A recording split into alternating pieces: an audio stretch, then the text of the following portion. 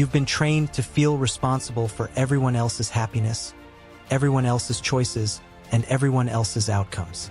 You've been conditioned to believe that if someone is hurt, disappointed, or angry, it must somehow be your fault. But this false sense of responsibility is destroying your peace and stealing your joy. You are not responsible for managing other people's emotions or fixing other people's problems.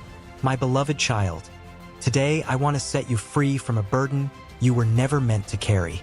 You've been shouldering guilt that doesn't belong to you, taking responsibility for things outside of your control, and apologizing for choices you didn't make. This false guilt has become like chains around your heart, keeping you imprisoned in anxiety, people-pleasing, and endless self-blame. The time has come for you to understand the difference between healthy responsibility and toxic guilt. It's time to learn what is yours to carry and what you must release. It's time to stop carrying guilt that isn't yours and start walking in the freedom I designed for you. False guilt doesn't develop overnight. It's usually planted in childhood and cultivated over years through well-meaning but misguided messages. Perhaps you grew up in a home where you were made to feel responsible for your parents' emotions, where you learned that love was conditional on keeping everyone happy, where you discovered that your worth was tied to your ability to fix other people's problems. Maybe you were the child who was told you're making mommy sad when you expressed your own needs. Maybe you were the one who learned to tiptoe around dad's anger, believing it was your job to keep him calm. Maybe you were taught that being good meant never causing anyone any discomfort, disappointment, or inconvenience. These early messages created neural pathways in your brain that automatically assume responsibility for others' emotions and reactions. They programmed you to believe that love equals caretaking, that your value comes from your usefulness to others, and that conflict or disappointment means you've failed as a person. Religious environments sometimes contribute to this false guilt by misinterpreting biblical principles about serving others and putting others first. You may have been taught that being Christ-like means never saying no, never having boundaries, and always sacrificing your own needs for others. But this isn't what I intended when I called you to love. Understanding the origin of your false guilt is the first step to freedom. These patterns were learned, which means they can be unlearned. These beliefs were programmed, which means they can be reprogrammed. These habits were formed, which means they can be reformed. It's crucial that you understand the difference between healthy conviction from my spirit and unhealthy condemnation from false guilt. Conviction leads to specific repentance and restoration. Condemnation leads to vague shame and despair. When my spirit convicts you of actual wrongdoing, the conviction is specific, clear, and accompanied by hope for forgiveness and change. It identifies exactly what you did wrong, why it was wrong, and how to make it right. It draws you toward me for cleansing and restoration. It produces godly sorrow that leads to repentance and freedom. False guilt, on the other hand, is vague, overwhelming, and hopeless. It makes you feel generally bad about yourself without being able to identify specific wrongs you've committed. It produces worldly sorrow that leads to death of joy, peace, and confidence. It drives you away from me rather than drawing you to me. Conviction says, you spoke harshly to your spouse and need to apologize. False guilt says, you're a terrible person who always hurts people. Conviction is surgical and healing. False guilt is toxic and destructive. If the guilt you're feeling makes you want to hide from me, makes you feel hopeless about change, or makes you believe you're fundamentally flawed as a person, it's not conviction, it's condemnation. And there is no condemnation for those who are in me. Learn to test the guilt you feel. Ask yourself, is this conviction specific and hopeful, or is it condemnation that's vague and despairing? Is this drawing me to God for help, or driving me away in shame? Is this about something I actually did wrong, or about someone else's reaction to me? False guilt often manifests as people-pleasing, the compulsive need to keep everyone around you happy, comfortable, and satisfied with you. You've learned to read rooms, anticipate needs, and adjust your behavior to avoid any possibility of disappointing others. But people-pleasing isn't love, it's fear dressed up as kindness. When you're trapped in people-pleasing, you're not actually serving others, you're serving your own need to feel safe, accepted, and valued. You're not motivated by genuine love, but by the fear of rejection, conflict, or disapproval. This isn't the selfless love I called you to. It's self-protection disguised as selflessness. People-pleasing is exhausting because it requires you to constantly monitor and manage other people's emotions. You become hypervigilant to every facial expression, tone of voice, and body language cue, ready to adjust your behavior to maintain others' comfort.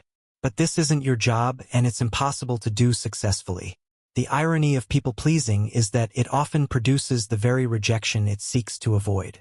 When you're constantly adjusting yourself to please others, people sense the inauthenticity. They may not trust your responses because they know you're telling them what they want to hear rather than what you really think or feel. Moreover, people-pleasing enables others' immaturity and selfishness. When you take responsibility for managing someone's emotions, you rob them of the opportunity to develop emotional maturity. When you constantly accommodate unreasonable demands, you enable unreasonable behavior. Breaking free from people-pleasing requires accepting that you cannot control how others feel about you, and that's not your responsibility anyway.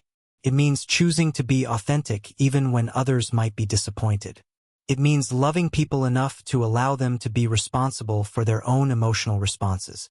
One of the biggest lies that false guilt tells you is that having boundaries is selfish.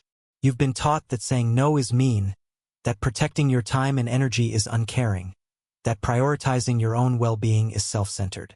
But boundaries aren't selfish. They're necessary for healthy relationships and effective service.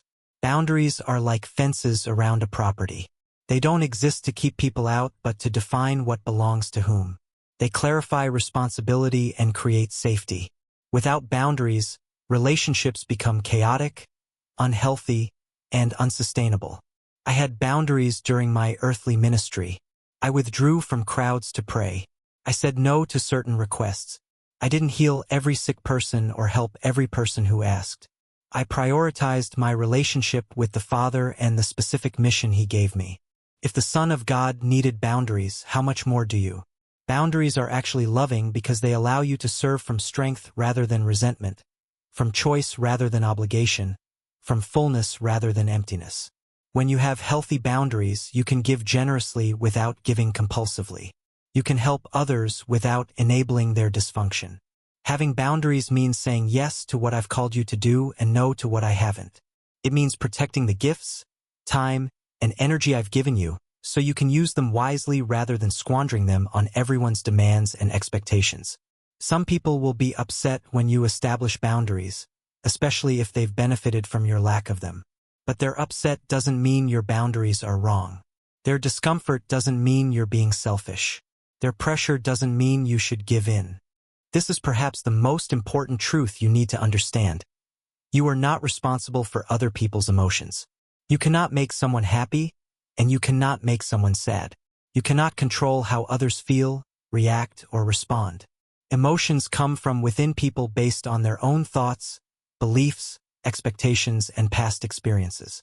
When someone is angry with you, their anger is their emotional response to their interpretation of your actions. You may have done something that triggered their anger, but you did not create their anger. Their anger comes from their own unmet expectations, their own wounds, their own way of processing disappointment or frustration. This doesn't mean your actions don't matter or that you shouldn't consider how your behavior affects others. It means that once you've acted with love and integrity, you're not responsible for managing how others feel about your actions. You're responsible for your motives, your behavior, and your heart, not for others' emotional reactions. People who insist that you're responsible for their emotions are actually giving away their personal power and trying to make you responsible for their emotional well-being. This is emotionally immature and creates unhealthy dynamics in relationships. When someone says, "You made me angry," or "You hurt my feelings," they're speaking inaccurately. More accurate statements would be, "I feel angry about what you did," or "I'm experiencing hurt feelings in response to your actions." This subtle shift in language reflects the accurate assignment of emotional responsibility. Understanding this truth will set you free from the exhausting burden of trying to manage everyone's emotional climate. You can act with love and integrity and then release the outcomes to me, trusting that others are responsible for their own emotional responses. Many people carry guilt that originates from dysfunctional family systems where roles were confused and responsibilities were misassigned. Perhaps you were the family peacemaker, always trying to prevent conflict and keep everyone happy. Maybe you were the family caretaker, responsible for managing everyone's needs and emotions. In dysfunctional families, children often become responsible for things that should be the parents' responsibility. They may feel responsible for their parents' marriage, their siblings' behavior, or the family's financial stress. They learn to sacrifice their own needs to keep the family system stable. This creates what psychologists call parentification, when children are forced to take on adult responsibilities and caretaking roles before they're developmentally ready. The child learns that their value comes from their ability to fix, rescue, and manage others.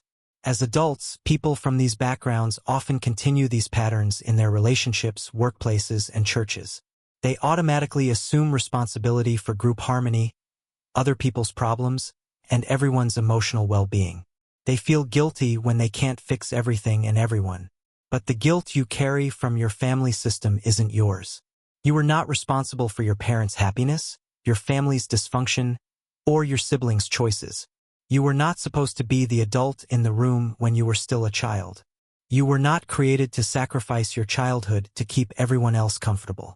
Healing from family system guilt requires grieving what you lost by being forced into inappropriate responsibility. It means recognizing that you did the best you could with the tools you had. It means forgiving yourself for not being able to fix what was never yours to fix in the first place. Sometimes false guilt comes from misunderstood religious teachings that have twisted biblical principles about love, service, and sacrifice. You may have been taught that being Christ-like means never having needs, never expressing preferences, and never disappointing anyone. Scriptures about putting others first, serving one another, and loving sacrificially have been distorted to mean that you should never say no, never have boundaries, and never prioritize your own well-being. But this isn't what these passages teach when understood in their proper context. When I said to put others first, I wasn't creating a hierarchy where everyone else's needs always matter more than yours. I was teaching about humility, generosity, and love, not about becoming a doormat or losing your identity in service to others. When Scripture talks about dying to self, it's not talking about becoming a people-pleasing yes person with no boundaries.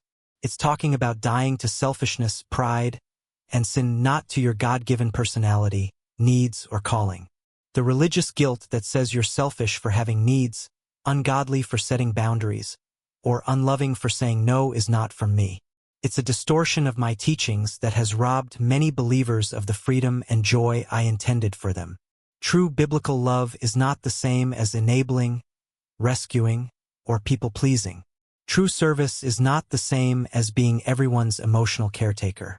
True sacrifice is not the same as sacrificing your mental health, your calling, or your well-being to keep others comfortable. I want you to serve others from strength, not weakness. I want you to love others from fullness, not emptiness. I want you to give to others from choice, not compulsion. Over-responsibility is the tendency to take on more responsibility than is actually yours. It's the habit of feeling responsible for outcomes you can't control, people you can't change, and situations you didn't create. This trap keeps you perpetually anxious, guilty, and exhausted. Over-responsible people often use the word should frequently. I should have known better. I should have prevented that. I should be able to fix this. But many of these shoulds are actually about things outside their control or knowledge. You cannot be responsible for information you didn't have, outcomes you couldn't control, or other people's choices. You cannot should yourself into omniscience or omnipotence. You're human, and human responsibility has limits. Over-responsibility often develops as a way of feeling some control in chaotic or unpredictable situations. If you can blame yourself for everything that goes wrong, at least you feel like you have some power to prevent future problems. But this false sense of control comes at the cost of your peace and mental health. The truth is that life includes many variables outside your control. Other people will make choices you disagree with. Circumstances will arise that you couldn't predict or prevent. Relationships will sometimes fail despite your best efforts. This isn't evidence of your failure, it's evidence of your humanity. Learning appropriate responsibility means distinguishing between what is within your influence and what isn't. It means accepting that you can control your actions but not others' reactions, your choices but not others' choices, your responses but not life's circumstances. Sometimes the guilt you carry has been passed down through generations like an inheritance you never asked for. Families often have unspoken rules about who's responsible for what, and these patterns get transmitted from parents to children without anyone realizing it. You may have inherited guilt patterns from a grandmother who felt responsible for everyone's happiness, a mother who never said no to anyone's requests, or a father who carried the weight of everyone's problems. These patterns feel normal because they're familiar, but normal doesn't mean healthy. Generational guilt patterns often include beliefs like, good people don't say no, love means never disappointing anyone, if someone is upset, you must have done something wrong, or your needs don't matter as much as others' needs. These beliefs may have been survival strategies for previous generations who lived in different circumstances, but they may not serve you well in your current situation. What helped your ancestors navigate their challenges might be hindering you from navigating yours. Breaking generational patterns requires recognizing them, understanding their origin, and making conscious choices to respond differently. It means giving yourself permission to be different from your family's expectations and patterns. You're not betraying your family by choosing healthier patterns. You're not dishonoring your parents by refusing to carry guilt that wasn't yours to carry. You're actually honoring the best of what they tried to teach you while releasing what doesn't serve you or future generations. Understanding what is and isn't your responsibility brings tremendous freedom. When you know what's yours to handle and what isn't, you can focus your energy effectively rather than spreading it thin across everyone else's problems. You are responsible for your own choices, actions, words, and responses. You are responsible for treating others with love and respect. You are responsible for being honest, trustworthy, and kind.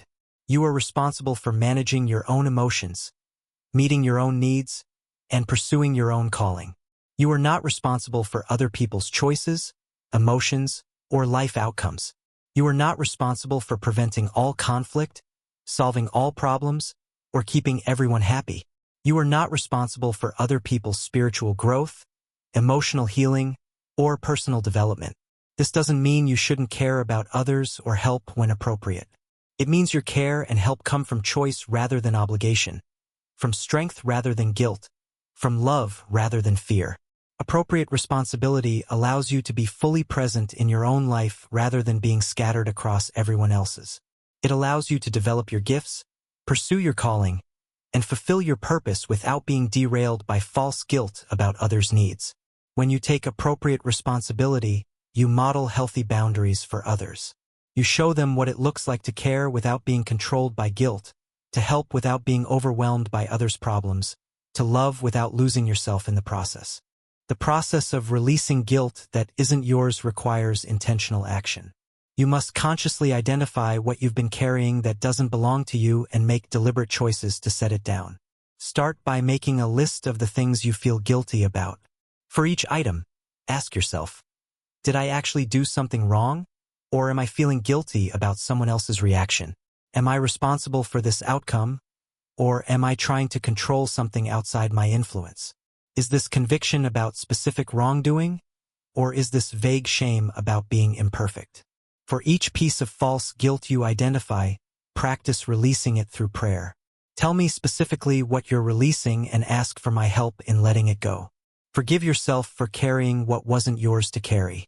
Accept my forgiveness for any actual wrongdoing mixed in with the false guilt.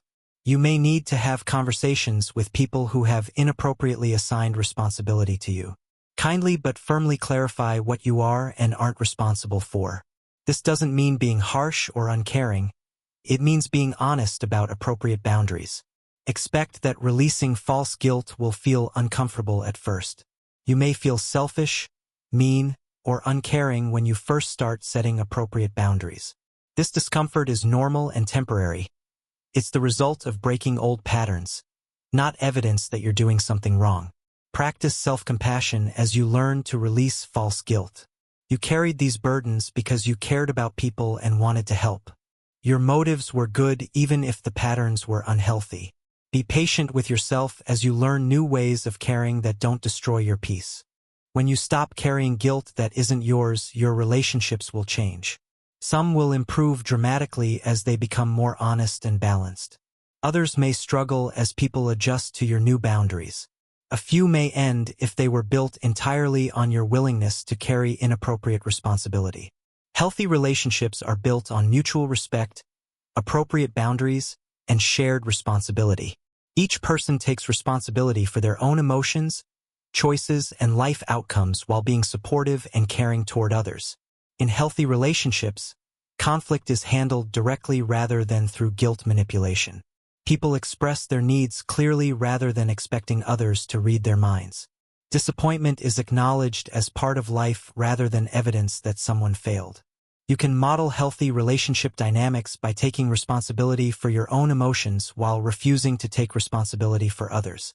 When someone tries to make you responsible for how they feel, you can respond with empathy while maintaining boundaries. I can see that you're upset, and I care about you. I'm not able to fix your feelings, but I'm here to support you as you work through them. Building healthy relationships also means surrounding yourself with people who respect your boundaries rather than constantly pushing against them.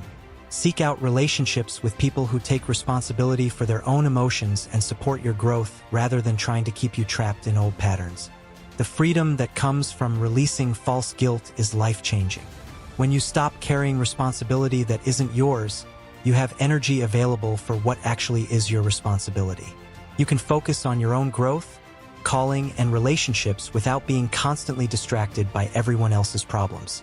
This freedom allows you to love others from a place of strength rather than guilt. Your service becomes voluntary rather than compulsive. Your care for others comes from genuine love rather than fear of their reactions. Walking in this freedom requires ongoing vigilance because old patterns will try to reassert themselves. People who benefited from your false guilt may try to pull you back into old dynamics.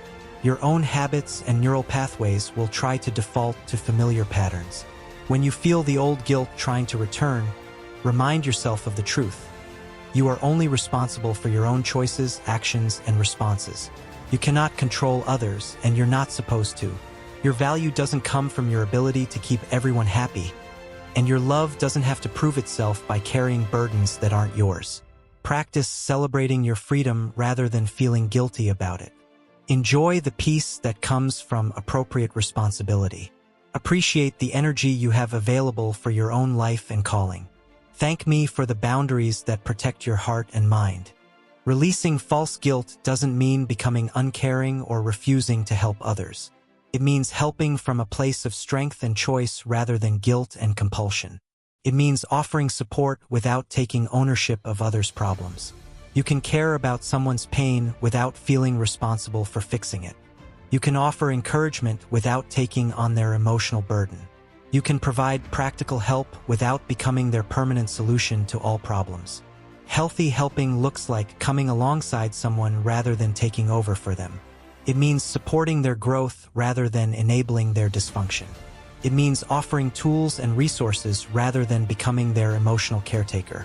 When someone is struggling, you can listen with empathy, offer perspective when asked, provide practical assistance when possible, and pray for their wisdom and strength.